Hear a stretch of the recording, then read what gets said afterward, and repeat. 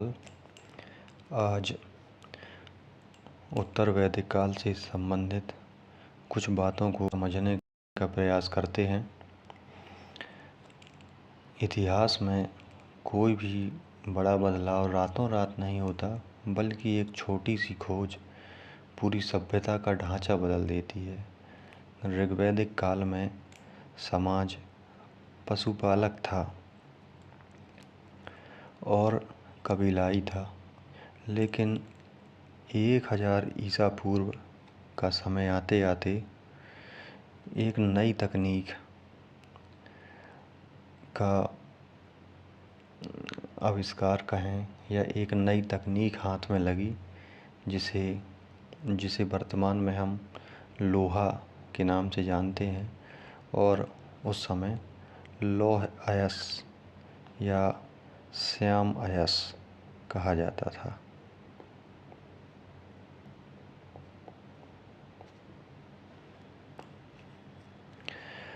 अब यदि कल्पना करें कि लोहे की लकड़ी से गंगा यमुना के घने जंगल साफ हुए, लोहे के फॉल से गहरी जुताई हुई, इससे क्या हुआ? कृषि अधिशेष एग्रीकल्चर में सरप्लस पैदा हुआ। अब खाने से ज़्यादा अनाज पैदा होने लगा था, तो लोग एक जगह टिककर रहने लगे। कृषि अधिशेष ने जन, जो कि पहले कबीले होते थे, अब ये जनपद यानी स्टेट में बदल गए। कबीले से स्टेट में इनका परिवर्तन हो गया, बदलाव हो गया, और राजा ज़्यादा ताकतवर बन गया और समाज में एक जटिल वर्ण व्यवस्था पैदा हुई। और आज हम इसी व्यवस्था या इन्हीं घटनाओं का रिएक्शन देख रहे हैं, जिसे हम उत्तर वैदिक काल में डिकोड करने का प्रयास कर। हमने देखा कि इतिहास में भूगोल और तकनीक मिलकर समाज की दिशा तय करते हैं। आज हम देखेंगे कि कैसे केवल एक धातु लोहा, जिसे श्याम अयस्क कहते थे, न एक भौगोलिक क्षेत्र गंगा यमुना दोआब के क्षेत्र में, यहाँ देखते हैं, गंगा यमुना दोआब के क्षेत्र ने भारत की राजनीतिक और सामाजिक व्यवस्था को हमेशा के लिए बदल दिया। और यह एक संक्रमण काल का समय था। इसके लिए हमें ऋग्वैदिक काल और फिर उत्तर वैदिक काल दोनों के बीच किस प्रकार के परिवर्तन हुए, किस प्रकार के परिवर्तन समाज में दिखाई दिए, कृषि अर्थात अर्थव्यवस्था में दिखाई दिए, और जो उस समय की राजनीति थी उसमें क्या परिवर्तन हुए, इनको पहले हम अंतरों को स्पष्ट कर लेते हैं। इसके बाद फिर आगे के संदर्भ को देखते हैं कि क्या स्थिति थी उत्तर वैदिक काल के समय में।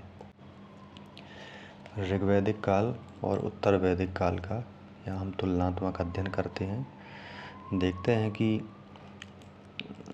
ऋग्वैदिक काल में आर्यों का स्थान सप्त सैंधव क्षेत्र था, जबकि उत्तर वैदिक काल में आर्यों का विस्तार गंगा यमुना दोआब से बिहार के क्षेत्र तक हो गया था। और राजनीतिक इकाई, जो कि उस समय एक ट्राइबल समाज था, यहाँ एक छोटे कबीले से मिलकर क्षेत्रीय राज्यों में बदल गया था और यह जन से जनपद कहलाने लगा था। राजा, जो कि महत्वपूर्ण प्रशासक पद था, वह ऋग्वैदिक काल में वंशानुगत नहीं था, लेकिन यहाँ उत्तर वैदिक काल में वंशानुगत हो गया, उसकी शक्ति में वृद्धि हो गई। सभा और समिति जैसी संस्थाएं ऋग्वैदिक काल में नियंत्रण रखने का काम करती थी राजा पर, लेकिन उत्तर वैदिक काल में यह लगभग महत्वहीन हो गई, इनका महत्व नहीं रहा। और यदि व्यवसाय की बात की जाए, अर्थव्यवस्था, तो अर्थव्यवस्था का आधार ऋग्वैदिक काल में पशुपालन था, लेकिन उत्तर वैदिक काल में पशुपालन एक महत्वहीन पेशा हो गया और कृषि मुख्य पेशा बन गया। और इसका कारण था कि श्याम अयस्क की खोज ने बहुत अधिक भूमि विस्तार कर दिया जहाँ पर खेती करना संभव हो पाया था। और महिलाओं की स्थिति सम्मानजनक थी ऋग्वैदिक काल में। वे शिक्षा भी ग्रहण कर सकती थीं, उपनयन संस्कार भी होता था और सभा जैसी संस्थाओं में वे भाग ले सकती थीं। लेकिन यहाँ उत्तर वैदिक काल में यदि हम देखते हैं तो स्थिति में गिरावट आई। उपनयन संस्कार बंद हो गया था और राजनीतिक संस्थाओं में से उन्हें बाहर कर दिया गया था। और साथ ही हम देखते हैं कि राजनीतिक संस्थाएं ही महत्वहीन हो गई थी, उनके स्तर में गिरावट आ गई थी। अब हम यदि उत्तर वैदिक काल का सामान्य परिचय देखें तो यह समय काल है 1000 ईसा पूर्व से 600 ईसा पूर्व के बीच का। साहित्यिक स्रोत, तो हमें उत्तर वैदिक काल के संबंध में जो जानकारी प्राप्त होती है उनमें जो 3 वेद हैं, क्योंकि ऋग्वैदिक काल में की जानकारी ऋग्वेद से प्राप्त होती है। इसके बाद हमें सामवेद, यजुर्वेद और अथर्ववेद और कुछ ब्राह्मण ग्रंथ, आरण्यक और उपनिषद हमारे लिए मुख्य स्रोत हैं जो हमें उत्तर वैदिक काल की जानकारी प्रदान करते हैं। साथ ही इन स्रोतों में कुछ ब्राह्मण ग्रंथ भी हैं जो कि अति महत्वपूर्ण हैं, जिनमें है शतपथ ब्राह्मण और दूसरा है ऐतरेय ब्राह्मण।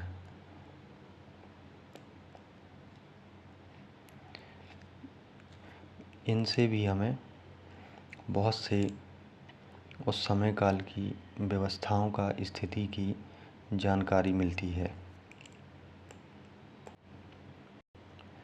साहित्यिक स्रोतों के बाद पुरातात्विक स्रोत, और पुरातात्विक स्रोत में चित्रित धूसर मृदुभांड और लौह उपकरण महत्वपूर्ण हैं। और इसके पश्चात हम भौगोलिक विस्तार देखते हैं तो उत्तर वैदिक काल में आर्यों के जीवन में स्थायित्व आया और कृषि का महत्व व्यापक रूप से बढ़ा और वे विंध्याचल के उत्तर के संपूर्ण क्षेत्र तक पहुंचने में सफल हुए। जैसे कि यदि हम मैप में देखें तो लगभग यह स्थिति है जहाँ पे विंध्याचल की सीमा हम मान सकते हैं, जहाँ से उत्तर और दक्षिण भारत का एक प्राचीन काल में एक विभाजन रेखा हुआ करती थी। तो यह क्षेत्र है जहाँ तक उत्तर वैदिक काल में विस्तार हो चुका था। और आर्य सप्त सैंधव क्षेत्र, जो कि सप्त सैंधव क्षेत्र इस यहाँ था, यहाँ से बढ़कर वे पंजाब हरियाणा से आगे बढ़कर गंगा यमुना दोआब और पूर्वी बिहार के क्षेत्र तक फैल गए थे। और आर्यों के प्रसार का वर्णन हमें शतपथ ब्राह्मण में मिलता है और शतपथ ब्राह्मण में ही रेवा अर्थात नर्मदा नदी का उल्लेख भी मिलता है। और ऋग्वेद आर्यों ने, इसके बाद देखते हैं, ऋग्वेदिक आर्यों ने ब्रह्मवर्त से बढ़कर गंगा यमुना दोआब और उसके निकट के क्षेत्र पर अधिकार कर लिया। अब यदि हम इसे मैप में देखें तो जो पुराना क्षेत्र सप्त सैंधव प्रदेश हुआ करता था उसे ब्रह्मावर्त कहा जाता था। लेकिन जब वे गंगा यमुना दोआब के क्षेत्रों में आए, उन्होंने यहाँ अधिकार कर लिया और निवास करने लगे, तो इसे ब्रह्मर्षि देश कहा गया।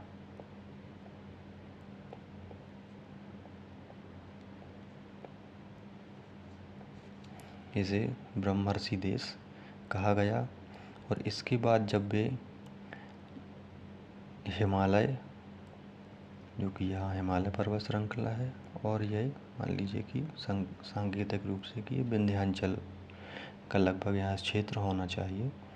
तो जब हिमालय और विंध्याचल के मध्य क्षेत्र पर उनका अधिकार हो गया, तो वे इस क्षेत्र को मध्य देश कहने लगे।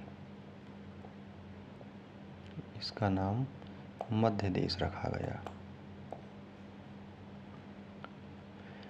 फिर जब समय बीता और संपूर्ण उत्तर भारत उनके अधिकार में आ गया, इसे यदि हम ठीक से देखें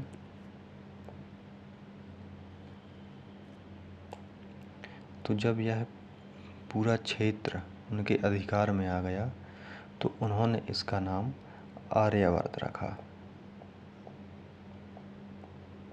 और यह आर्यावर्त के नाम से जाने लगा। इसके बाद हम यदि राजनीतिक जीवन की बात करें, तो यहाँ जो कि ऋग्वेदिक काल में कबीलाई समाज हुआ करता था, अब वह उससे बदलाव होने पश्चात यहाँ क्षेत्रीय राज्यों का उदय हो चुका था और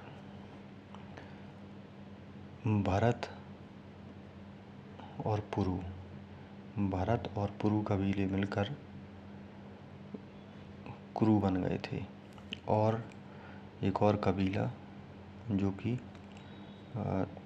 तुर्वस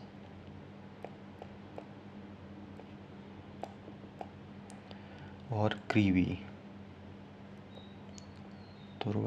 क्रीवी, ये दो कबीले थे जो कि पांचाल हो गए थे।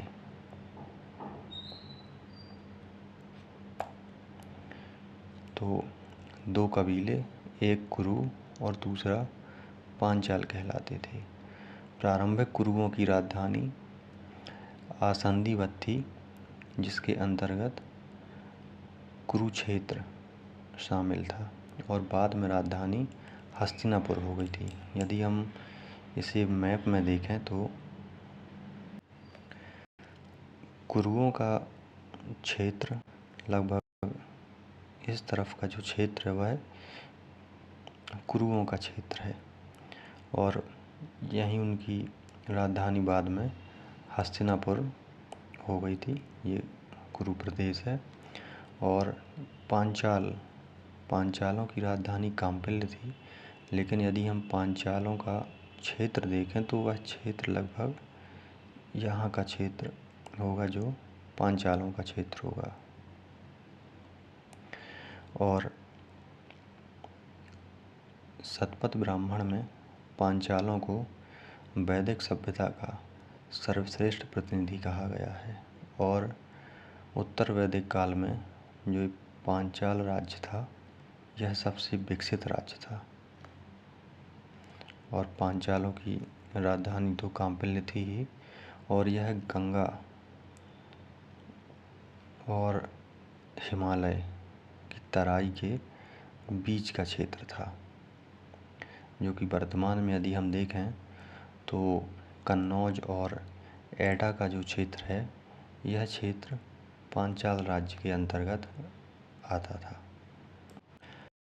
उत्तर वैदिक काल में हम देखते हैं कि राजा की शक्ति में वृद्धि हो चुकी थी। अब वह पूरी तरह से उसका पद वंशानुगत हो चुका था। शक्ति और प्रतिष्ठा बढ़ाने के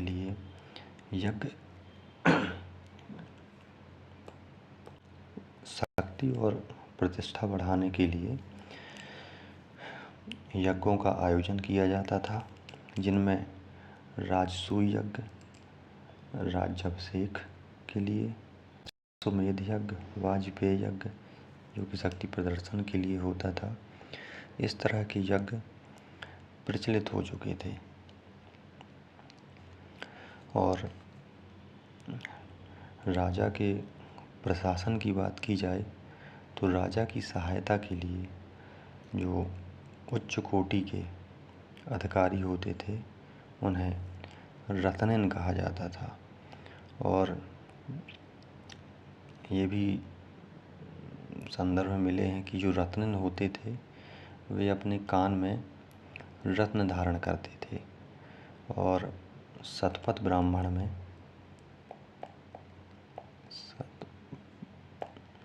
शतपथ ब्राह्मण में 12 रत्नेनों का उल्लेख मिलता है, जिनमें महत्वपूर्ण थे सेनानी, पुरोहित, कोषाध्यक्ष, संगृहत्री, रथकार, युवराज यानी राजकुमार।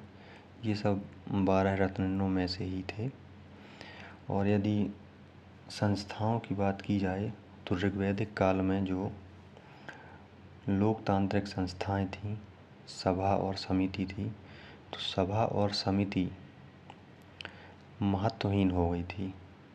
इन संस्थाओं का राजा पर से नियंत्रण समाप्त हो गया था। और जो विदथ नामक संस्था हुआ करती थी, जो कि ऋग्वैदिक काल की सबसे पुरानी संस्था थी, यह पूरी तरह से समाप्त हो गई थी और महिलाओं के प्रवेश पर रोक लगा दी गई थी। अब उन्हें सभा समिति वगैरह में भाग लेने का अधिकार नहीं था। अथर्ववेद में जानकारी मिलती है कि सभा और समिति को प्रजापति की 2 पुत्रियां कहा गया है। उत्तर वैदिक काल में राजतंत्र ही शासन का आधार था और कहीं कहीं हमें गणतंत्र के उदाहरण भी मिलते हैं, लेकिन उत्तर वैदिक काल में स्थायी सेना नहीं होती थी और राजा न्याय का सर्वोच्च अधिकारी होता था।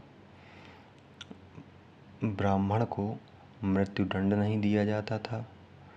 उत्तर वैदिक काल के समय में राजा नियमित कर वसूल करने लगा था और ऋग्वैदिक काल में जो बलि नामक एक शुल्क देने का या उपहार देने का जो प्रचलन था, अब वह उत्तर वैदिक काल में एक शुल्क या कर का रूप ले चुका था और इसकी जो मात्रा होती थी यह 1/16 भाग वसूला जाता था। सामाजिक जीवन की यदि हम बात करें तो उत्तर वैदिक काल में सामाजिक व्यवस्था का आधार वर्णाश्रम व्यवस्था ही था और वर्णाश्रम व्यवस्था में कठोरता आने लगी थी और यह जन्म पर आधारित हो गई थी, अर्थात जाति आधारित हो गई थी। समाज में 4 वर्णों का स्पष्ट रूप से विभाजन हो गया था और एक हायरार्की स्थापित हो गई थी, जिनमें ब्राह्मण सबसे ऊपर, फिर क्षत्रिय, फिर वैश्य और शूद्रों का स्थान सबसे नीचे था। गोत्र की अवधारणा आ चुकी थी और सगोत्र विवाह वर्जित थे। इसके बाद यदि हम देखें तो यज्ञ और अनुष्ठान बढ़ जाने से, यज्ञ और अनुष्ठानों में जब बढ़ोतरी हो गई तो इससे ब्राह्मणों की शक्ति में अपार वृद्धि हुई और ब्राह्मण यजमानों के लिए या अपने लिए अनुष्ठान और यज्ञ निरंतर करते रहते थे। और आश्रम व्यवस्था की शुरुआत हो चुकी थी, लेकिन आश्रम व्यवस्था में केवल 3 ही हमें उनकी 3 आश्रमों की ही जानकारी मिलती है, जिनमें ब्रह्मचर्य, गृहस्थ और वानप्रस्थ था, जबकि संन्यास की जानकारी नहीं मिलती है और इसकी स्थापना अभी तक नहीं हुई थी। और सर्वप्रथम हमें जाबालोपनिषद में चारों आश्रमों का उल्लेख मिलता है। स्त्रियों की स्थिति देखें तो स्त्रियों की स्थिति में गिरावट आई थी। उपनयन संस्कार, शिक्षा का अधिकार और राजनीतिक सभाओं में वे सहभागिता नहीं कर सकती थीं। और ऋग्वैदिक काल में यदि देखें तो ऐतरेय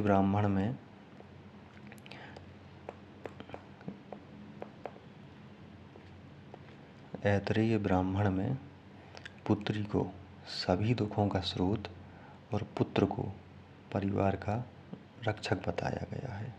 तो इससे हम समझ सकते हैं कि स्त्रियों की स्थिति में किस प्रकार से बदलाव हुए थे।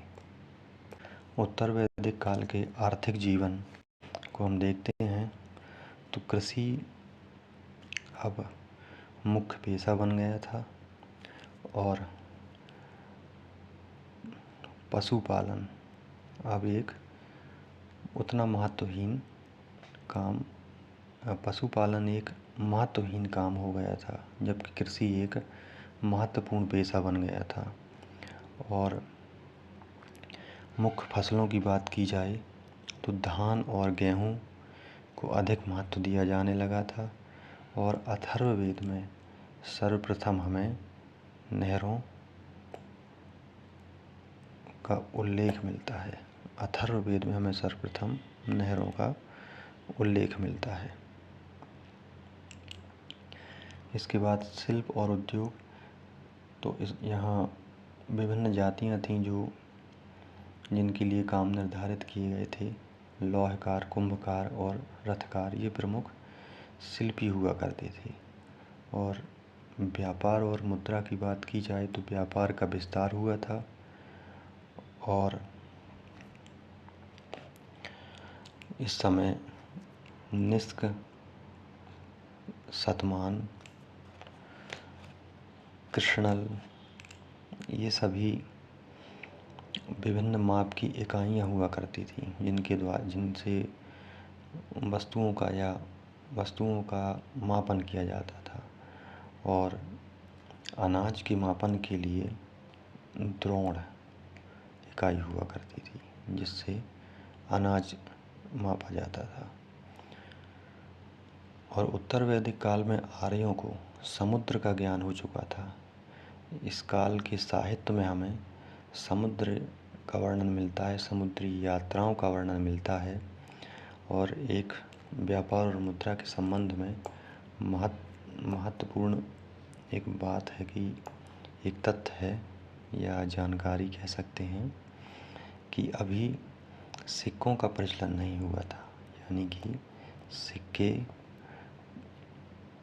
अर्थव्यवस्था में शामिल नहीं किए गए थे और सिक्कों का प्रयोग नहीं होता था। उत्तर वैदिक काल में हमें इन ग्रंथों में कपास का उल्लेख भी नहीं मिलता है। और हाथी को पालतू बनाए जाने के प्रमाण मिलते हैं। और तैत्तिरीय आरण्यक में पहली बार नगर यानी कि नगरीकरण की चर्चा हुई है। और उत्तर वैदिक काल की समाप्ति तक हम केवल कुछ नगरों का आभास पाते हैं, लेकिन ऐसा हमें नहीं मिलता है कि बहुत बड़े नगर स्थापित हो चुके हों। लेकिन हस्तिनापुर और कौशाम्बी जैसे नगर बनने लगे थे, जिन्हें प्रोटो अर्बन साइट, आद्य नगरीय स्थल भी कहा जाता है। उत्तर वैदिक काल में धार्मिक जीवन को हम देखते हैं तो देवताओं की स्थिति में परिवर्तन हो गया था। और इंद्र और अग्नि, जो कि ऋग्वैदिक काल में सर्वाधिक महत्वपूर्ण देवता हुआ करते थे, उनके स्थान पर प्रजापति को सर्वोच्च स्थान प्राप्त हो गया था। इसके बाद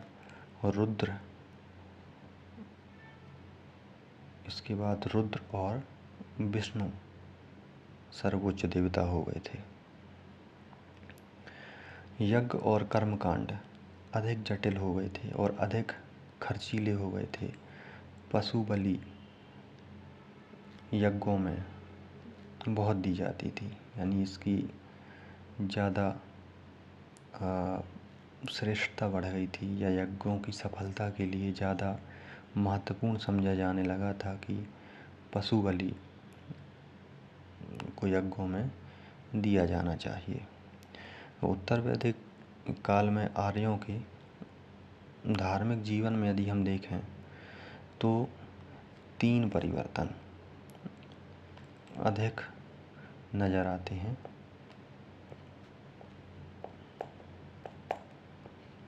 पहला कि देवताओं के महत्वता में परिवर्तन। दूसरा जो कि आराधना की पद्धति थी, आराधना की पद्धति में परिवर्तन हमें दिखाई देता है।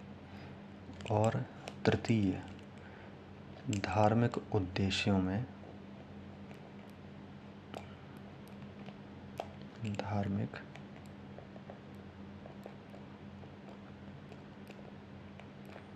धार्मिक उद्देश्यों में परिवर्तन हमें दिखाई देता है। इसके साथ ही उत्तर वैदिक काल में प्रत्येक वेद के अलग अलग पुरोहित हो गए थे। जैसे ऋग्वेद के होत्रा, सामवेद के उद्गाता, यजुर्वेद के अर्धवर्यु और अथर्ववेद के ब्रह्मा, वे इस नाम से जाने जाते थे। और दार्शनिक प्रतिक्रिया यदि हम देखें कि इस काल में इन सब इस तरह की गतिविधियों को देखने से समाज में एक प्रतिरोध भी उत्पन्न होने लगा था, और प्रतिरोध में ही या उन चीज़ों, या ऐसा कहें कि उन चीज़ों को स्पष्ट करने के लिए नए ग्रंथ लिखे गए, जिनमें और बेहतर रूप से व्याख्याएं, वेदों की व्याख्याएं करने का प्रयास किया गया। जैसे उपनिषद लिखे गए, ब्राह्मण लिखे गए, इस प्रकार के ग्रंथ लिखे गए थे। और मृत्यु की चर्चा सर्वप्रथम शतपथ ब्राह्मण में मिलती है, और मोक्ष की चर्चा सर्वप्रथम उपनिषदों में हमें मिलती है। तो ये सब उपनिषद और ब्राह्मण ग्रंथ और जो ग्रंथ लिखे गए थे, वे सब कहीं ना कहीं सामाजिक बदलावों को देखते हुए इनकी एक प्रक्रिया का ही हिस्सा थे, कि जो लग रहा था कि यहाँ ठीक नहीं हो रहा है या इससे और कुछ बेहतर हो सकता है, तो उसके लिए इस प्रकार के ग्रंथों को लिखा गया। और आत्मा और ब्रह्मा की एकता पर जोर दिया गया, और यज्ञों की निंदा भी की जाने लगी। और मुंडको उपनिषद में टूटी हुई नाव कहा गया है, यानी यज्ञों को करना एक टूटी हुई नाव के समान माना गया है। इस प्रकार हम समझ सकते हैं कि उत्तर वैदिक काल एक संक्रमण काल था, और लोहे की तकनीक ने कृषि को जन्म दिया, जिससे स्थायी जनपदों का उदय हुआ। इसी काल में कठोर कर्मकांड और वर्ण व्यवस्था के कारण 6वीं ईसा पूर्व में बौद्ध और जैन धर्म जैसे सुधारवादी आंदोलनों का मार्ग प्रशस्त हुआ। और यह एक प्रश्न है जिसे आप हल करने का प्रयास करें। और यह एक अन्य प्रश्न है जिसे आप ऋग्वैदिक काल से उत्तर वैदिक काल के संबंध में महिलाओं की स्थिति और वर्ण व्यवस्था में क्या परिवर्तन आए, इस पर आपको समालोचनात्मक विश्लेषण करना है। यानी कि उसमें परिवर्तन में क्या अच्छाइयाँ थीं और क्या बुराइयाँ थीं। इस प्रकार से दोनों पक्षों को समझने का प्रयास करना है। और यदि सारांश में देखा जाए तो ऋग्वैदिक काल